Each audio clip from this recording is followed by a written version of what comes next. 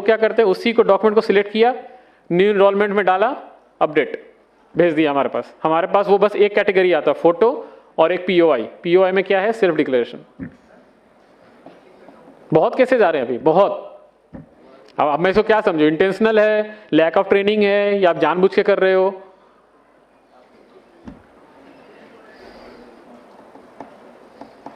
तो ये एक कॉमन सिनेरियोज थे और जो मेरा एक्सपीरियंस था वो मैंने आपको शेयर किया है। इसके अलावा अगर आपके पास कुछ क्वेश्चंस है तो हम उसको डिस्कस करेंगे one by one. Data hold नहीं होता है, डेटा एमडीडी में होल्ड होता है। एमडीडी में टोटल 4 प्रोसेस है, आप सुनो, एमडीडी में टोटल 4 बैच के प्रोसेस चलते हैं, ठीक है। उस 4 बैच के प्रोसेस में 4 ऑटोमेटिक है और 4 मैनुअल है। अगर किसी जगह पे वो सस्पिशियस लगा सिस्टम को, लेकिन जो मैनुअली जो चेक कर रहा है उसको लगा कि नहीं ये पास हो जाना चाहिए, उस केस में वो 2-3 साइकिल घूमता है। तो वहां पे आपके पास वो जब चेक करोगे तो दिखेगा डेटा होल्ड पे। क्यों? क्योंकि वो मल्टीपल टाइम वो रिप्रोसेस हो रहा है।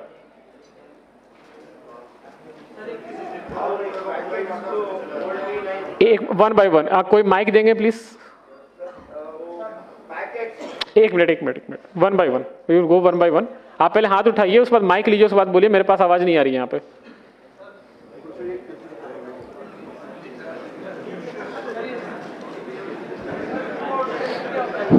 Hello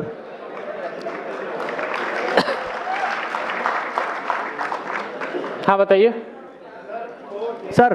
please maintain silence, please maintain silence first. Sir जब एनरोलमेंट करते हैं, सर मैं इधर एनरोलमेंट करते हैं, एक बंदे की मशीन है, उसमें वो बंदा एनरोलमेंट करता है, उसमें एनरोलमेंट लिखा हुआ आ रहा है enrolment got rejected due to technical reason. जब एनरोलमेंट स्लिप को अपन पोर्टल से चेक करते हैं तो वहां लिखा हुआ आ रहा है मिसमैच रिलेशनशिप। एग्री होता है। पर क्यों होता है जी? आपको नहीं पता क्यों होता है? नहीं। किसी को पता है रिलेशनशिप मिसमैच क्यों होता है?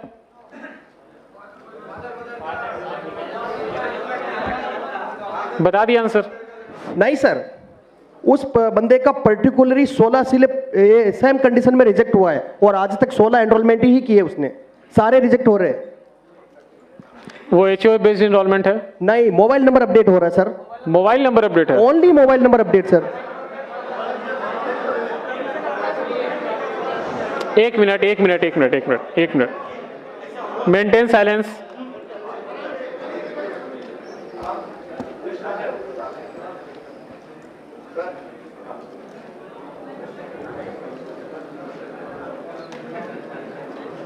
देखो मेरे पास 2 ऑप्शन है, या तो मैं क्वेश्चन आंसर करूं और नहीं तो आप बोल लो, मैं जाता हूं। मेरे पास नॉलेज है, इंफॉर्मेशन अगर आपको चाहिए तो ठीक है, नहीं चाहिए तो जैसे सिस्टम चल रहा हो चलता ही रहेगा, कुछ भी कर लो, आप सुधार नहीं सकते। एक क्वेश्चन है, क्वेश्चन 1 बाय 1 कीजिए, उसको एड्रेस करेंगे तो शायद जिसको नहीं पता उसको भी समझ में आएगा कि वो ऐसा प्रॉब्लम है, शायद मेरे लिए भी वो न्यू लर्निंग कर्व हो। एक साथ क्वेश्चन पूछोगे तो ना मुझे समझ में आएगा ना मैं किसी का आंसर दे सकता हूं।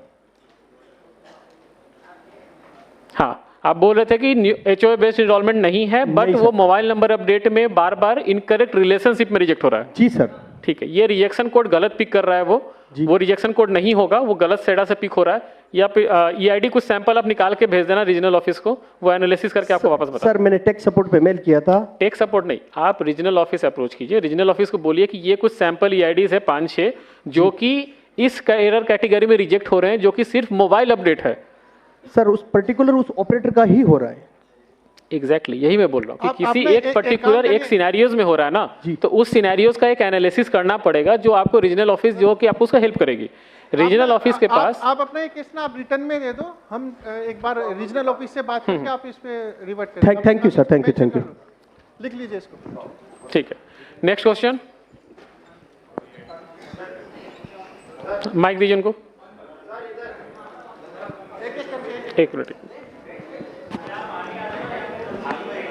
Hello please maintain silence. नमस्ते सर, मैं Nagpur Maharashtra. Maintain silence please. सुनो आराम से, अगर क्वेश्चन आंसर होना है तो सब लोग शांति से बैठेंगे, जो बोलेगा वो बोलेगा। एक आदमी है, हाथ उठा दो, देख लेता है, एक एक करके पहुंचेंगे। 500 में सबको मौका नहीं मिलेगा। 2 4 10 सवाल जरूर ले लिए जाएंगे, जिसका ज्यादा रिलेवेंट है वो अच्छा है, बट किसी सवाल पे सबको हल्ला करने की कोई जरूरत नहीं। सुनो, इसीलिए है क्योंकि सीखने के लिए और समझने के लिए बुलाया गया है।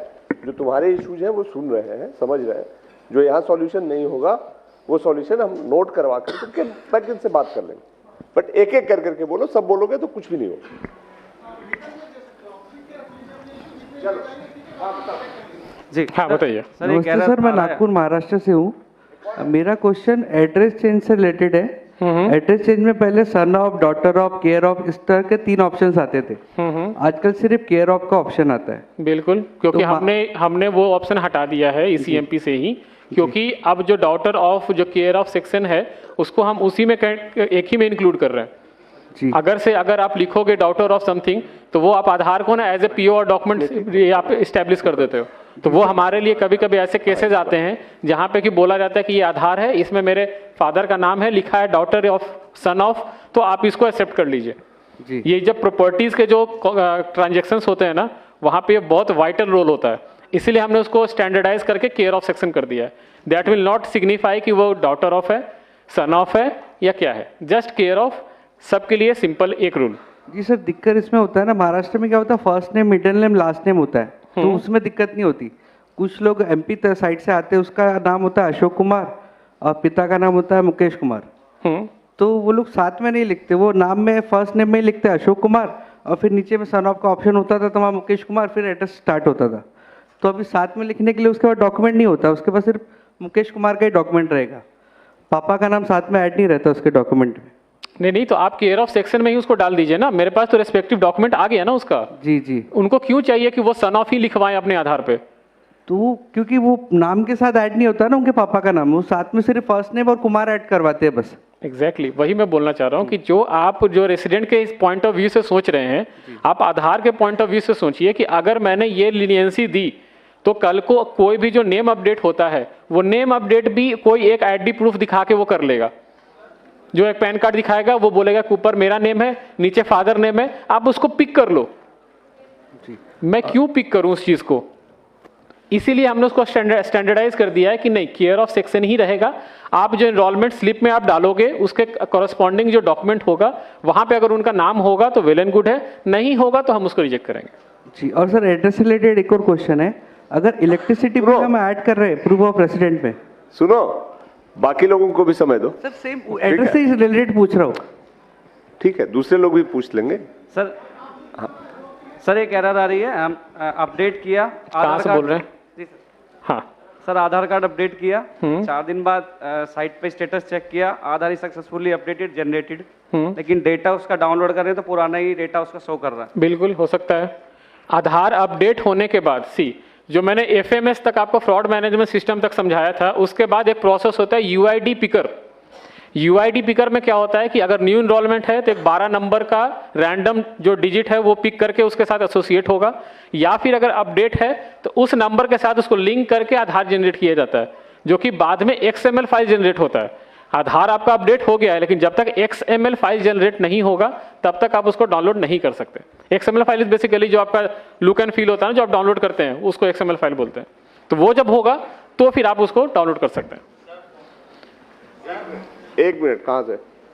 हाँ बताइए। वो कुछ बोलना चाह रहा था, हाँ बताओ। हाँ इधर।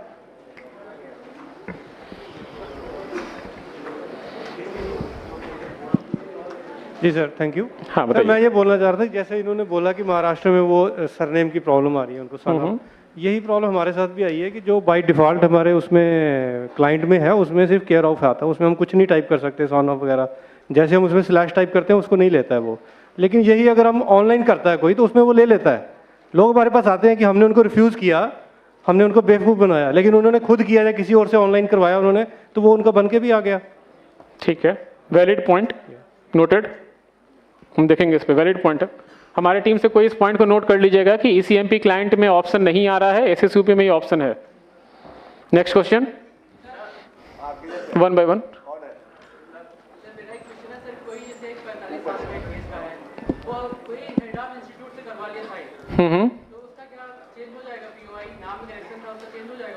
नहीं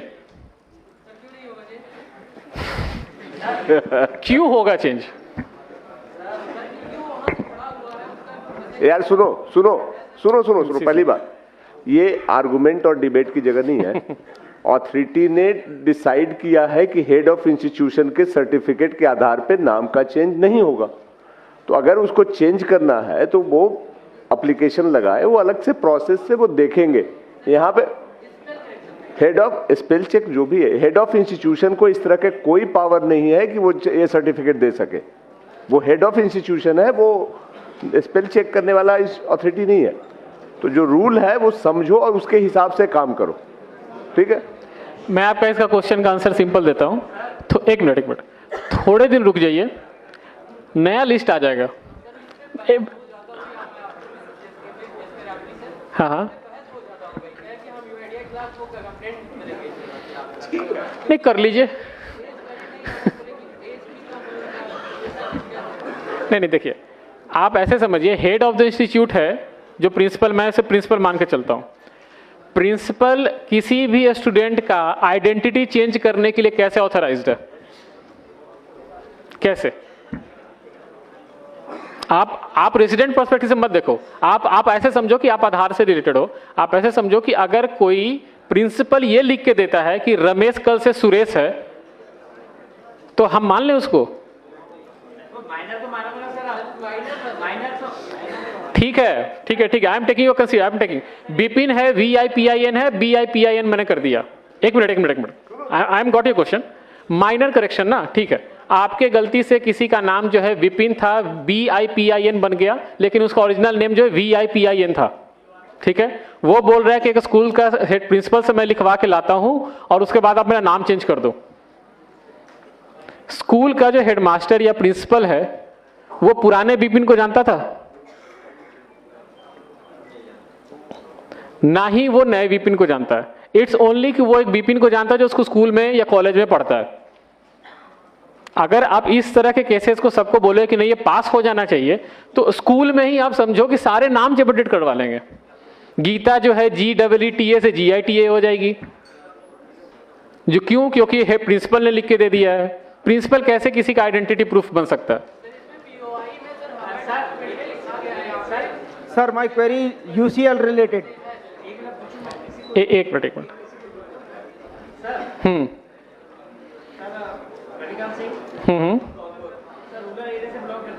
हाँ बताइए। बच्चा 6 क्लास में पढ़ रहा सर, ठीक है। ऐसे पर उसके आधार में रिकॉर्ड है PRABIN, ठीक है सर। और डेट ऑफ बर्थ भी उसकी जो भी है एज पर स्कूल रिकॉर्ड है उसका नाम है PRAGWN, ठीक है सर। अब ये बताओ उसको किसके बिहाफ पे हम चेंज कर सकते हैं सर? तो आपने पहले वो नाम पे क्यों आधार बनवाया? क्या सर? आपने पहले उस नाम पे आधार क्यों बनवाया? बच्चे वही तो कह रहे सर, आधार पैन नहीं, सिंपल सॉल्यूशन है।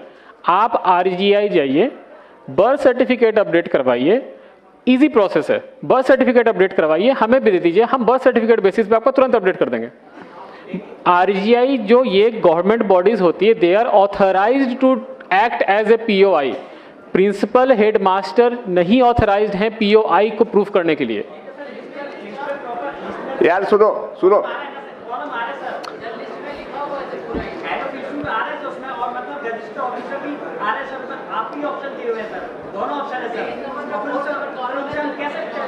एक मिनट क्या लिखा हुआ है लिस्ट ऑफ डॉक्यूमेंट में?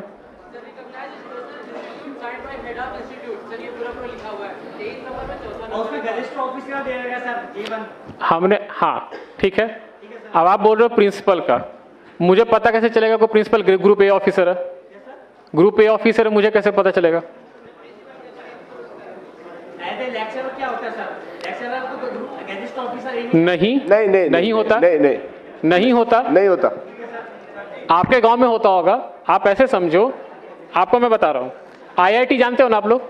IIT का जो प्रोफेसर होता है ना, वो ग्रुप A ऑफिसर नहीं होता। आप देखो, आप रेसिडेंट पर्सपेक्टिव से जो क्वेश्चन पूछ रहे हो ना, आप मेरे पर्सपेक्टिव से देखो कि अगर मेरे पास ना ऐसे करोड़ों सिनेरियोज होते हैं, अगर मैं ऐसे सिनेरियोज पिक करके मैं पैकेट पास करूं ना, तो ऐसे n नंबर ऑफ केसेस और बनेंगे। डिक्लाइन करने का एक प्रॉपर रीजन तो दीजिए कि हम उनको ये बोल सके इस वजह से हम नहीं बना रहे इनको। आप रेगुलर POI डॉक्यूमेंट लेके हम चाहते कि हम फोर्सफुली हम बनाना चाहते हैं। नहीं सी हमें बनाना नहीं है सर। आप आप देखिए न्यू इनरोलमेंट जो है, आप सुनो, मेरा नाम XYZ था, ठीक है, XYZ मेरा नाम आधार में बन गया, ठीक है, XYZ आधार में नाम बन गया, अब मुझे उसको XYA करवाना है, ठीक है। आप कोई भी रेगुलर POI डॉक्यूमेंट ले आइए, हम उसे अपडेट कर देंगे, लेकिन ऐसे डॉक्यूमेंट लेके मत आइए जो कि किसी का डिक्लेयर्ड होगा। अब एक सवाल इधर से ले रहे हैं। एक minute sir my query UC maintain silence first. हाँ सर बताइए। Sir maximum time of update 3 महीने 4 महीने तक होल्ड में रहता है और उसके बाद में अंडर प्रोसेस ही लिखा हुआ आता है, भले ही हमने केवल मोबाइल नंबर अपडेट किया हो।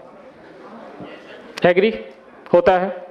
तो कोई सॉल्यूशन इसके लिए देखिए, ये जो है ये कोई इंटेंशनल प्रॉब्लम नहीं है। ये क्या होता है ना कि जब आप कोई भी आधार को अपडेट करते हैं, आप वहां पे बताते हैं कि मोबाइल नंबर अपडेट है, लेकिन जो प्रोसेस है पूरा अपडेट होने का, वो प्रोसेस तो वो ट्रैवल करेगा, उसके बीच में कहीं पे भी उस पैकेट का स्ट्रक्चर खराब हो गया ड्यू टू टेक्निकल रीजंस, मतलब टेक सेंटर में कुछ हुआ, हमने ECMP क्लाइंट वर्जन अपडेट कर दिया, या फिर कुछ ऐसे कुछ अपडेट आ गए, इसकी वजह से क्या होता है कि उसका रैंडम में बीच रास्ते में उसका पैकेट का स्ट्रक्चर खराब हो जाता है।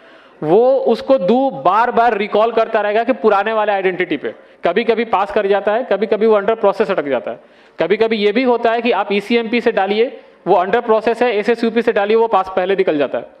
कई बार कस्टमर के पास में रिजेक्ट का मैसेज आता है और जब डाउनलोड करते हैं तो सही से डाउनलोड हो जाता है। हाँ बिल्कुल, वो देखिए हमने क्या बोला कि हमारा जो सेडा सिस्टम है, सेडा सिस्टम पे हमने अपडेट कर दिया, जो पोर्टल है या रेसिडेंट को जो मैसेज जा रहा वहां अपडेट नहीं हुआ, लेकिन जो उसका XML फाइल है वो जनरेट हो गया, उस केस में उसका आधार अपडेट हो चुका है, वो डाउनलोड कर सकते हैं, लेकिन जो पोर्टल जो आप बात कर रहे हो अंडर प्रोसेस है, वो वहां पे अपडेट नहीं हुआ है। सर एक चीज, ये वाइस वर्सा भी हो सकता है। ECMP में पैकेट को चेक किया जा सकता है, जबकि UCL में हम चाहते हैं कि लास्ट में सबमिट करने से पहले एक बार हम पूरा व्यू करके देख लें कि हमने डाटा सही से अपडेट किया। सही से डाटा डाला नहीं डाला। सबमिट से पहले एक व्यू का ऑप्शन हो, रिव्यू का, तो उसमें सारी चीजें एक साथ दिख जाएं, उसके बाद सबमिट हो। Valid point. Team please expert को भी लिख लीजिए कि UCL में अगर UCL में जैसे ECMP में दिखता है, वैसे UCL में भी ऑप्शन होना चाहिए समराइज सबमिट करने से पहले, कि एक बार ऑपरेटर जो है चेक कर सकें कि इस इंफॉर्मेशन को डाला वो सही है या नहीं। वैलिड पॉइंट है, टीम इस पर नोट कर लीजिए। Thank you. एक सर लैंग्वेज चेंज का ऑप्शन नहीं होता यदि किसी UCL में, यदि हमें किसी महाराष्ट्र वाले का डाटा अपडेट करना है, एड्रेस अपडेट करना है, उसके बाद में वैलिड डॉक्यूमेंट भी है, लेकिन हम उसे हिंदी लैंग्वेज में कन्वर्ट नहीं कर सकते, और महाराष्ट्रियन हमको आती नहीं है, कन्नड़ हमको आती नहीं है, केवल हम इंग्लिश में उसका डाटा अपडेट कर सकते हैं, लेकिन हिंदी में उसमें लोकल लैंग्वेज में क्या आ रहा है ये हम नहीं जानते।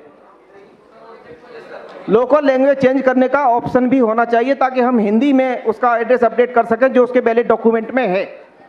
ठीक है, आपका क्वेश्चन का आंसर देंगे तिवारी जी, एक बार जाकर उनको आंसर दीजिए। नेक्स्ट क्वेश्चन पूछिए, आप जाकर उनको इन पर्सन आंसर दीजिए। UCL क्लाइंट जो होता है ऑनलाइन चलता है, और जो ECMP क्लाइंट होता है वो ऑफलाइन होता है। हम डेटा जो अपलोड करते हैं वो ऑनलाइन करते हैं, बट जो इनरोलमेंट न्यू या अपडेट करते हैं ऑफलाइन करते हैं ECMP क्लाइंट से। तो जो हमारा पहले आधार बन चुका है जिस लैंग्वेज में, उस लैंग्वेज को रेसिडेंट जब अपना थंब लगाता है तो डेटा फैच करके सिस्टम पर दिखाता है, और उसी डेटा पे हम जो है अपना अपडेट करते हैं। तो हमारा ओल्ड डेटा ऑलरेडी जब सिस्टम में रखा हुआ है और हमारा ऑथेंटिकेशन करके वो भेज रहा है, तो उसमें हम चेंज नहीं कर सकते हैं। आपको चेंज करने के लिए क्लाइंट के थ्रू अपलोड करेंगे तब जाके चेंज होगा, क्योंकि आपका उसमें बायोमेट्रिक लिया जाएगा। UCL ऑनलाइन क्लाइंट चलता है। एक मिनट। UCL से रिलेटेड अगर क्वेश्चन है तिवारी जी, एक बार जाकर उनको इन पर्सन बताइए। दूसरा क्वेश्चन पूछिए कोई। एक minute, one at a time. Family है, उसके 5 मेंबर थे, तभी डॉक्यूमेंट अपडेट का ऑप्शन आया हुआ है, ठीक है। 1 मिनट साइलेंस प्लीज। मैंने उस फैमिली के 4 डॉक्यूमेंट अपडेट्स कर दिए। जो उनकी मदर है, उनका जैसे ही मैं डॉक्यूमेंट अपडेट के लिए फिंगर लगाता हूँ आधार नंबर डाल के, तो सिस्टम हैंग हो जाता है। वो कम से कम 5 बार ट्राई कर चुका हूँ मैं 1 महीने के अंदर, 5 बार सेम प्रोसेस हुआ है। उस पर्टिकुलर उस रेसिडेंट के साथ ही हो रहा है? हाँ, उसी के साथ हो रहा है। बायोमेट्रिक लेने का टाइम होता है? हाँ, जैसे बायोमेट्रिक लिया, फाइल आधार किया। हाँ, वो इसीलिए हो रहा होगा कि लास्ट टाइम जो उनका आधार बना होगा या अपडेट हुआ होगा, बायोमेट्रिक का स्कोर सही नहीं होगा और वो दोबारा जब आप अपडेट कर रहे हो तो बायोमेट्रिक मैच नहीं कर रहे, इसलिए सिस्टम आपको अलाउ नहीं करता है। उस रेसिडेंट का आप अलग से स्पेशल रिक्वेस्ट रेज कीजिए आरओ को, आरओ वहाँ पे बुला के उनको अपडेट करेंगे, आपसे नहीं होगा फिर। हाँ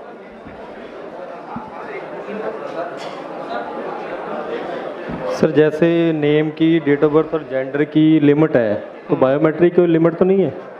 बायोमेट्रिक अपडेट करने की नहीं, यस, कोई लिमिट नहीं। हाँ, जितनी बार चाहे करवा सकते हैं। Thank you. चलिए क्लोज कर सकते हैं। बाकी सवाल आप लोग अपने अपने लिख के दे दीजिए, हम लोग कलेक्ट कर लेंगे। हमारे ऑफिसर्स यहाँ पे हैं, दे विल कलेक्ट। आप एक काम कीजिए, देखिए सबका क्वेश्चन तो मैं नहीं ले सकता हूँ, जो मोटा मोटी क्वेश्चन था और जो एरर था वो मैंने आपको समझा दिया। मेरे पास एक क्वेश्चन भी आया कि डेटा प्रोसेस एरर में क्यों रिजेक्ट होता है। मैंने अभी बताया आपको कि डेटा प्रोसेस और जो टेक्निकल एरर्स है ये इसलिए इसका नाम रखा गया क्योंकि इसका जो एग्जैक्ट डिटेल्स है वो अगर मैं आपको समझाऊं या रेसिडेंट को समझाऊं तो नहीं समझ में आएगा। आप एक काम कीजिए, आपके जो क्वेश्चंस हैं आप कंसोलिडेट करके सीएससी टीम लीडर्स को, मेंबर्स को दीजिए, वो एक बार उनके थ्रू हमारे पास आएगा, हम उसको एड्रेस करके आपके पास वापस भिजवा देंगे, ठीक है। और एक चीज, one last thing, please maintain silence. सब लोग प्लीज शांति बनाओ, सबके सवाल नहीं हो सकते हैं, बहुत समय उतना नहीं है, पर्पस वो नहीं है, उन्होंने बहुत कुछ बताया है, बाकी आप दे दो। लास्ट चीज आप, सॉरी सर एक मिनट, लास्ट चीज आप लोग एक बार ध्यान रखिए, न्यू इनरोलमेंट प्लीज। बैठ जाओ ऊपर, सुनो कौन है सरदार जी, बैठ जाइए आप लोग ऊपर सारे प्लीज। न्यू इनरोलमेंट जो मैंने पहले भी बोला था, मैं फिर से लास्ट में बोल रहा हूँ, न्यू इनरोलमेंट पे आप कोई लीनियंसी, कोई लिवरेज नहीं देंगे for the age group greater than 18 years. एक भी डॉक्यूमेंट में ओवरराइटिंग है, सस्पिशियस लग रहा है या कोई भी इशू आपके लेवल पे दिख रहा है, आप उसको एक्सेप्ट नहीं करेंगे, मेरे पास नहीं भेजेंगे आप उसको पैकेट को। हमारे पास स्ट्रिक्ट ऑर्डर है from ministry of home affairs on the new enrolment, आप इस चीज को सीरियसली लीजिएगा। न्यू इनरोलमेंट में अगर क्यूसी में पास होता है, क्यूसी विल बी पेनलाइज्ड, और इनरोलमेंट ऑपरेटर अगर हमें भेज रहा है वो भी पेनलाइज होंगे और ज्यादा होंगे, क्योंकि अब जितने आधार बन गए हैं मैक्सिमम लोग आइडेंटिटी चेंज करवा रहे हैं, और आइडेंटिटी चेंज करने के लिए जो मैंने आपको बताया था स्टैंडर्ड सर्टिफिकेट मैक्सिमम लोग यूज कर रहे हैं। आप स्टैंडर्ड सर्टिफिकेट नहीं लोगे for the name change, gadget notification हो ना हो doesn't matter, standard certificate is not applicable. ये 2 पॉइंट आप ध्यान रखेंगे आगे से जब भी इनरोलमेंट या अपडेट कीजिएगा। Standard certificate for old POI और न्यू इनरोलमेंट में हर एक टैब्स में मुझे डॉक्यूमेंट चाहिए और वैलिड डॉक्यूमेंट चाहिए। क्लियर है? Yes, no? Okay, thank you and have a good day.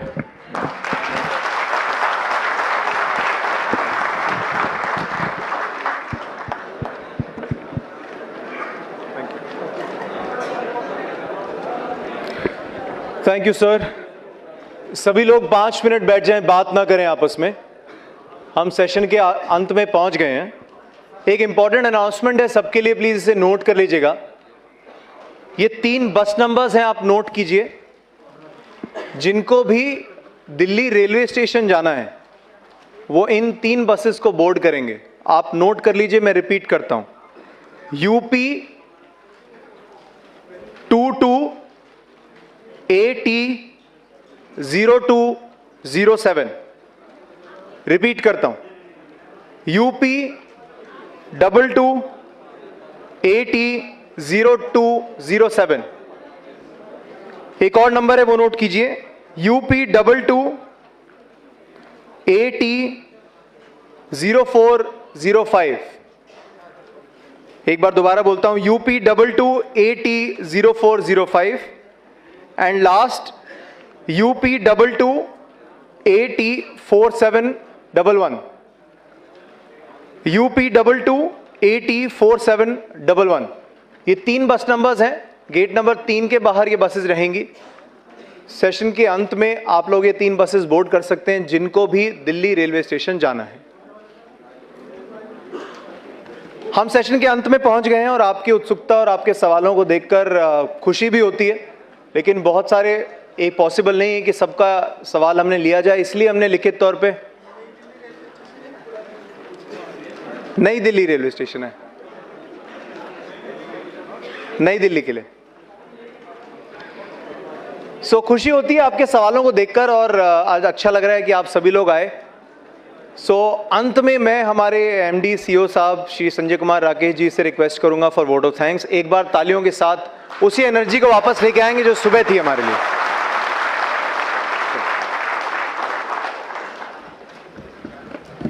Thank you दीक्षांत। आज सब आप लोग दिन भर रहे हो, दिन भर का सेशन, सबको बहुत बहुत धन्यवाद। और मेरे ख्याल से बहुत अच्छा सेशन रहा, आपकी एनर्जी देख के बड़ी खुशी हुई। एक बार आप लोग अपने लिए ताली कर लो।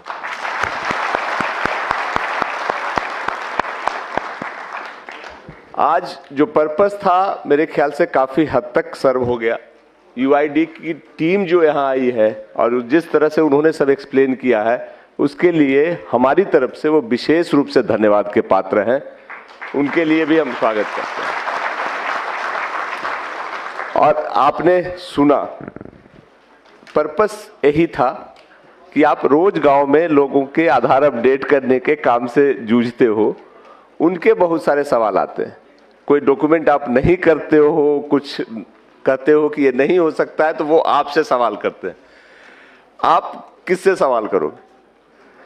तो हमने इसीलिए सोचा था कि यूआईडीआई यहाँ जो है वो इसकी पूरी ऑथोरिटी है। और आप ये समझते हैं कि 134 करोड़ लोगों के इतने सारे डेटा वो रखते हैं, उसके आधार पे वेरीफाई करते हैं और फिर बताते हैं कि सही है कि गलत, और उसमें कोई एरर नहीं होना चाहिए। एक गलती और उनके सिर पे लोग डंडा बजाना शुरू करते हैं कि ये गलती कैसे हो। इसलिए उनको ये सिस्टम बनाना है।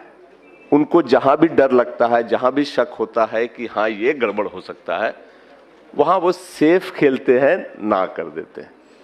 आज आपके सवाल हम देख रहे थे, सबके जो बीच में मर्मरिंग और सबके रिएक्शन थे वो देख रहे थे। सबका एक ही था कि आपके जो सवाल हैं, जो लोग सवाल आपसे करते हैं, जब आप कह देते हो कि ये नहीं हो सकता, वो आप चाहते हो कि इनसे बताएं। बट वो ये भी बता रहे थे कि क्यों करें। हेड ऑफ इंस्टीट्यूशंस लिखा हुआ है, हेड ऑफ इंस्टीट्यूशंस हिंदुस्तान में लाखों की संख्या में, और कोई रिकॉर्ड नहीं है जिससे ये वेरीफाई हो कि हाँ वो ज्ञान माध्यमिक विद्यालय है तो वो सच में वहां ज्ञान माध्यमिक विद्यालय है या नहीं है। तो वैसे को कैसे करें? अभी उन्होंने सर्टिफिकेशन का एक नया सिस्टम शुरू करने की बात थी, आई कि नहीं, कि अब जो सर्टिफाई करेगा, जो वेरीफाई करेगा, वो भी अपना आधार देगा, ताकि वो पहले वो वेरीफाई कर लें कि वो आदमी सच में है कि नहीं या सही नाम से। तो वो भी अब 7-8 करोड़ तो रोज अटेम्प्ट होते हैं उनके पास, तो इसलिए उनको भी समझिए। और इसके अराउंड जो सेंसिटिविटी है वो आदमी का प्रूफ है कि वो इंडिया में है। इसलिए उसने कहा कि अब जब सब आधार हो गए हैं बड़े लोगों के, तो अब नए आधार कहाँ से आ रहे हैं? या तो वो कहीं से आया हुआ इलीगल माइग्रेंट है, या कुछ और कारण से हो गया, नाम बदल रहा है। तो इनके जो कंसर्न है वो समझिए। और चूंकि आप आधार यूआईडीआई के रिप्रेजेंटेटिव हो, आप गांव में रहते हो, गांव वालों के रिप्रेजेंटेटिव हो, सही बात है, उसके लिए आप आधार से सवाल कर रहे हो, बट गांव में आप आधार के रिप्रेजेंटेटिव हो, उनको बताना आपका काम। हम ये बिगिनिंग है, हम यहाँ आपसे शुरू किए हैं, हमने अब प्लान किया है कि राज्य स्तर पे भी ये करेंगे। आरओ से आपका इंटरेक्शन बढ़ाएं। जैसे उन्होंने कहा कि कुछ कुछ सवाल हैं जो आप हमारे लोगों से पूछोगे तो कुछ नहीं मिलेगा, सीएससी का जो स्पॉक है उससे कुछ नहीं मिलेगा, क्योंकि उसको नहीं पता। आरओ में आप सवाल करवा लो, आरओ बताएगा। तो जी, आरओ से संपर्क, हाँ, हम वही कर रहे हैं कि अब ये एक नेशनल वर्कशॉप करवाया, इसके बाद हम स्टेट लेवल पे कोशिश कर रहे हैं और फिर आगे करके डिस्ट्रिक्ट और जोनल लेवल पे भी करवाएंगे, चाहे